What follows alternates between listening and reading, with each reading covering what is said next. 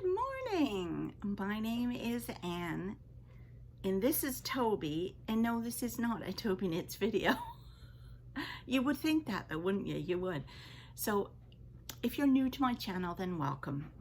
Grab a cup of tea and get comfy, because today we're actually talking about cross stitch.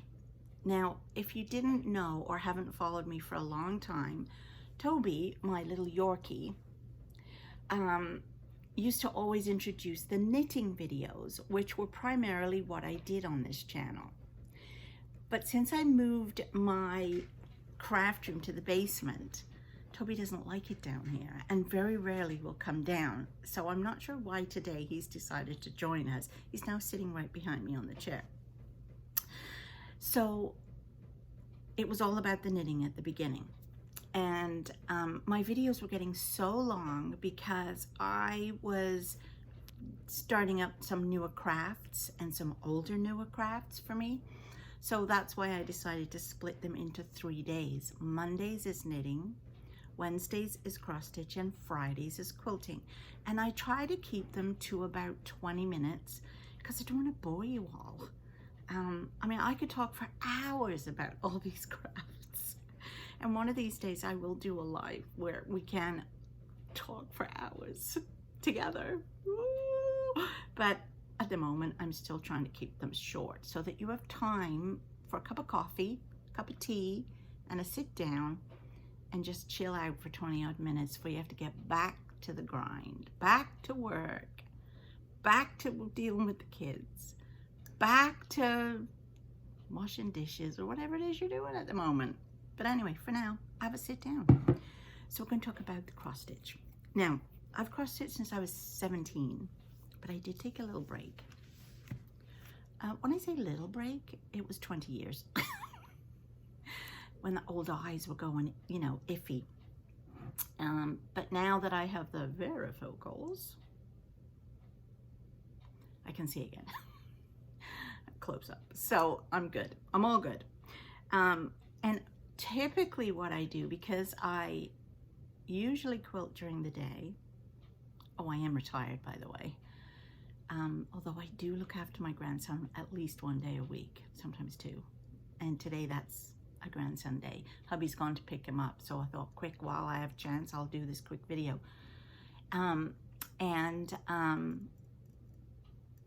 Gosh, where was I?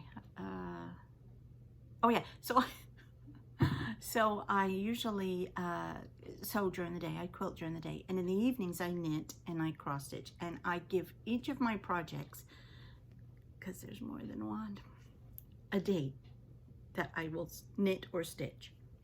And I try to alternate it because I do have a little bit of arthritis in this thumb, and I find when I do a lot of knitting, it really hurts. It's probably the way I hold my needles and the pressure I put on the needle in the left hand, because I'm a thrower. So this one doesn't move much other than the thumb pushing the stitches. And I think that movement is now bothering me the more I stitch. The whole moving the stitches with your thumb thing. Yeah, I know, Anne, stop doing it. I know. I don't know how else to do it otherwise. Anyway, whatever. Yeah, let's go back to the cross stitch, please. So, Monday nights, I am working on this project for my son in Nova Scotia. And this is a kit from Dimensions that I saw when I was looking for something else online, and fell in love with it because this dog at the top is identical to his dog. Just like Ellie, and he does have 2 dogs, but the other dog is the same coloring as my Toby, so he is beige and brown. So I'm just gonna see if I can change the colors on this. I have plenty of floss in my cupboards. I'm sure I could substitute what's in the kit for those colors and just change him around, or her in the case of the dog. I have a cold sore and I put some cream on it this morning and I can totally see it in the glare from the light. So please excuse my cold sore. So anyway, that's what I'm doing. And currently, I have to make sure I have it the right way. Yes, this is the right way. So here is the bottom of the door. I don't know if you can see, there's the door there. So there's the bottom of the door. And I managed to get all the rest of the dark. I just have that little teeny bit there to put in about 12 or 15 stitches there of the dark. And the dark is actually 3 strands, 2 of the very, very pale gray, and then 1 of a dark gray. And most of this is gray or black. And all of these stitches so far are half stitches, all of them, and remain half stitches. The only part that is a full cross will be the bit that goes down here, which is where the dogs are. So it's coming on. I do use a hoop, and I do not press after every time I use my hoop. It'll come all out in the end when I steam it, when it's finished. And I use a hoop. I was using a quick snap square frame, but again, I find it really hard to hold in this hand because it's thick. And I do have a scroll, but currently my scroll frame is being used by a Lavender and Lace gigantic project, and therefore I'm not using it. So that is my Monday project. Now,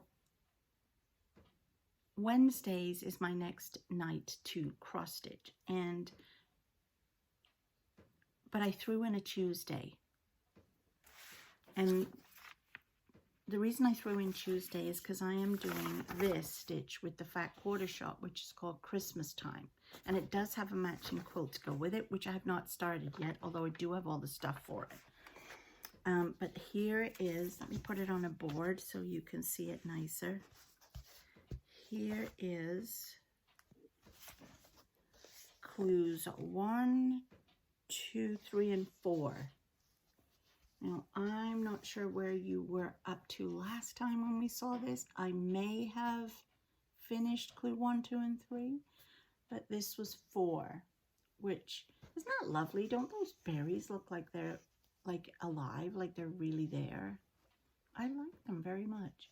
I really have enjoyed doing this because it's a nice quick stitch.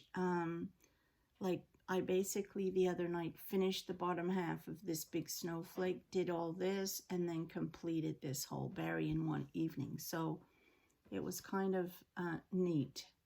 And I think I did this part when I watched the F1 on the weekend. So, because I do cheat a little bit, like during the day when I'm needing to sit down and watch football or soccer, as they say in North America. Or if I'm watching F1, like on the weekend, during the daytime when I'm watching, I will cross stitch. And then I just pick and choose what I feel like working on. And in that case, it was this. So the final clue was released yesterday.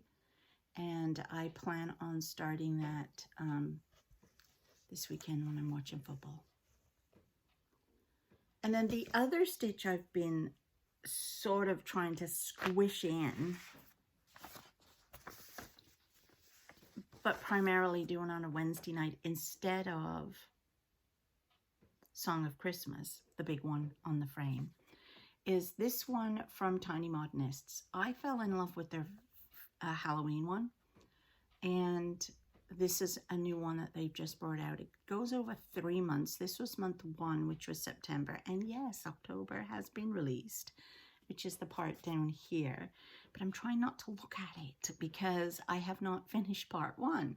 I briefly looked at it, but now I've totally forgotten what it was, other than I think there's a snowman involved. So on this one, all I have managed to get done, oh, that previous one was on a linen and a 32 count Belfast linen natural. And this one is on a 28 count linen tea-dyed, which I got from Michael's. And so here is where I have done this. Half the snow globe is done. And all I did this past week was work on the bottom part of the snow globe here. Because once I can get all the white done along the bottom, the rest of it is just the dark color. So then I can just sit there and TV knitting, you know, TV knitting, and it's cross stitch. What is wrong with me today? I can just straightforward go ahead and follow it without looking at the chart. So, but this one's a bit slow going because I am a bit obsessed with that other one. Are you getting down now, Toby? Are you getting down now? What's the matter? Okay, get down. I am a bit obsessed with the Christmastime one, which is a very quick stitch. So that's how that one's not getting a lot of love when I remember it, and I'll do it. Can you tell I've just woke up? It's actually 8:30 in the morning. And normally when I get up in the morning, I sit and have a cup of tea, and this is my first cup of tea. And I normally sit and have a cup of tea and kind of check out Facebook, look on YouTube, see if there's any new podcasts to watch. And then after about an hour, I'll get up and go get dressed and take the dog for a walk and come back and make my breakfast and all that stuff. But on days we have Tristan, I have to get up earlier. So I've been up since 7:30, and I thought, oh gosh, I didn't do my video yesterday, so I'll have to do it before Tristan gets here because it's chaos when he's here. I'm telling you now. There's like a non-stop talk. You think I talk a lot? Well, you should see my 2.5-year-old grandson. Never stops talking. Let's do that again, Nana. Everything is, let's do that again. So I had to get up early this morning and get organized, get dressed, take the dog for a walk, and start this video before he gets here. So I'm still in my first cup of tea. So I sound a bit groggy and a bit tired because I am. Thank you very much. Okay, onwards. So Friday night's stitch is Fall on the Farm. And I started a new block. Now, just to let you know, this started in January and it's a 9-month block. So therefore, the last block was released and the entire thing is ready to do. I'm on block 6. Even though it says 7 there, this is actually block 6. Even though things start, it's the same with my knitting. I love doing sew-alongs or knit-alongs or stitch-alongs. And the mystery ones are my favorite, where each month or each week we have no idea what we're going to be doing. And I love doing those things. But I never finish them on time. Ever, ever, ever, ever. Because I have so many other projects that I'm working on. So it doesn't bother me that I'm this far behind with this, because I love this and I'm going to continue to just stitch it every Friday night. And if it takes me till next September to finish it, so be it. So here it is so far, and you can see where I have started block number 6, and these are the blocks. That was the first block we got in January, and the second block, which is the one I decided I wanted to stitch this in the first place because I loved that house. And the third block. The fourth block is really cute. Reminds me of apple picking with the kids. This, of course, looks like a quilt, and it is. It's a bear claw block. And then here I have just started the dairy barn in the bottom corner. So I managed last Friday to get the whole entire block stitch, the border, and then start on the actual design itself. So here it is, and let me see, without putting it in my tea, if I can show you by the side of it how this will look. There, kind of. So that is a Friday night's stitch. Obviously Thursday and Saturdays is knitting. And then Sunday is this guy. And I've been stitching this since January or February. And this is for Tristan, and it will be his birth announcement. I've done one for Leo, so this is Tristan's, and I've got one picked out for Evelyn, my newest grandbaby. So I have just started working on the giraffe. Let me put it on a board. I find when it's the white, it's harder to see through there. So here is the giraffe started. None of the back stitch is done yet. It's all done at the end.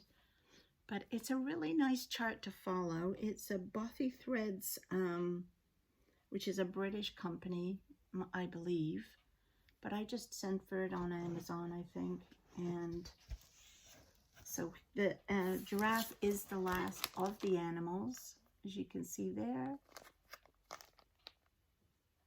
And so once the giraffe is finished, do I have anything above? No, I just have to start doing the back stitch, which is actually one of my favorite things to do.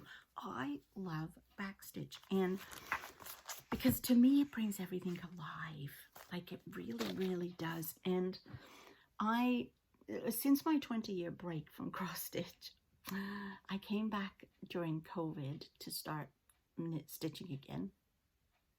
And that's when I found a lot of the charts that are released these days do not have backstitch, or hardly any. And to me, that was all part of the charm of bringing the actual picture alive. And so I still love backstitch and find it sad when some of them don't have it. Or again, maybe it's a North American thing, because a lot of the British things that I usually see or order do have backstitch. So maybe it's a North American thing. I have no idea. But I enjoy backstitching. And usually, typically, I do it at the end because it brings them to life. Anyway, that's about all I have to tell you. Oh, other than, I'm so excited.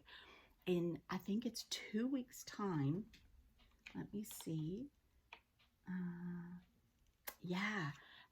2 weeks on Friday is my very first stitching retreat that I am doing with a good friend of mine, Diana. And we have rented an Airbnb just outside of, between Cornwall and Prescott in Ontario, right on the water. Even has a hot tub. And we are going to be stitching with 4 other gals, one of whom I know. She's a good friend of mine, Brenda.